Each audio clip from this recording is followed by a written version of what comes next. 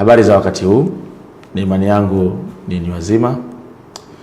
Mimi naitwa Abisai Steven Junior, ni mkuu wa idara ya michezo EFM na TVE, lakini pia ni msaidizi wa mkurugenzi wa vipindi na maudhui hapa EFM.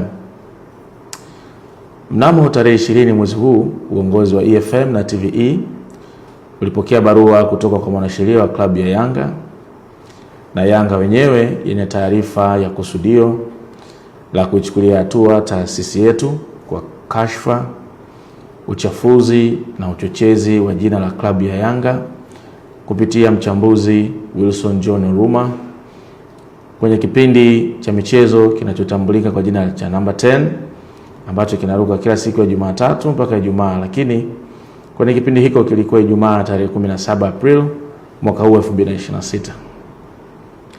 Kutokana na tuhuma hizo, niweke wazi tu kwamba EFM na TVE haina utaratibu wa kurusha aina ya maudhui yaliyokosa utafiti wa kina usio na mizania na ushahidi halisi. Hivyo basi, kwa yote yaliyozungumzwa na mchambuzi Wilson John Oruma kupitia majukwaa yetu Instagram, mtandao wa X almaarufu Twitter kama ilivyokuwa inafahamika zamani, kwamba yale ni maoni yake binafsi na sio maoni au msimamo wa kituo chetu cha EFM na TVE, na ni kosa kutumia jukwaa letu kinyume na taratibu zinavyofahamika.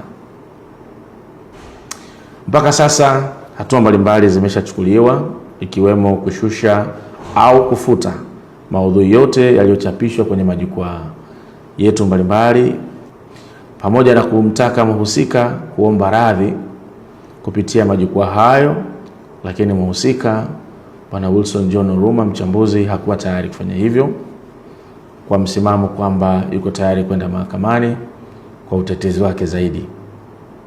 Ofisi haijamzuia kufanya hivyo, hiyo ni haki yake. Nichukue nafasi hii tena kwa niaba ya uongozi wa EFM na TVE kuiomba radhi klabu ya Yanga, kuomba radhi mashabiki na wanachama wa klabu hiyo, lakini kubwa zaidi bodi ya wadhamini wa klabu ya Yanga kwa usumbufu ambao wameupata kutokana na maudhui hayo, na wowote ule ambao tujautaja hapa uliojitokeza kwa ajili hiyo.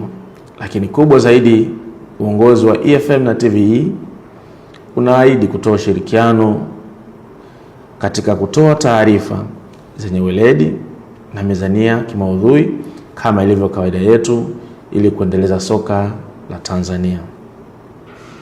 Asante sana.